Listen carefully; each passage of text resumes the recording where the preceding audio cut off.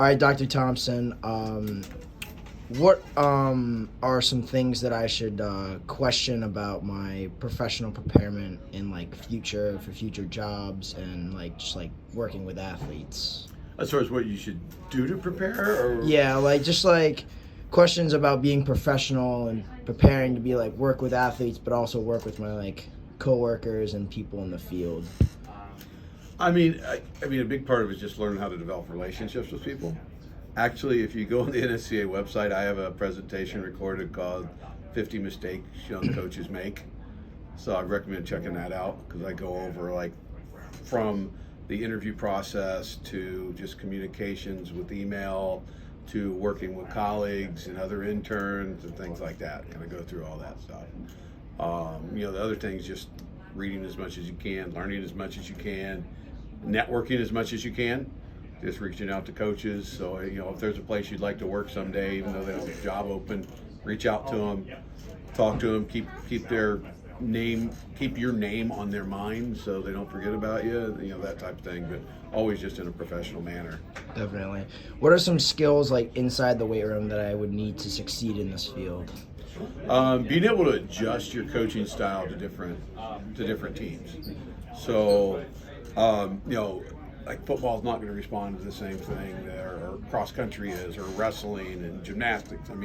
So being able to adjust that, just getting a coaching presence, understanding the culture of different teams, when you need to really be that thermostat, not the thermometer. So if you need to bring up the room, you can, but also understanding the team. For example, with wrestling, like Wednesday lift in season, everybody's cutting weight.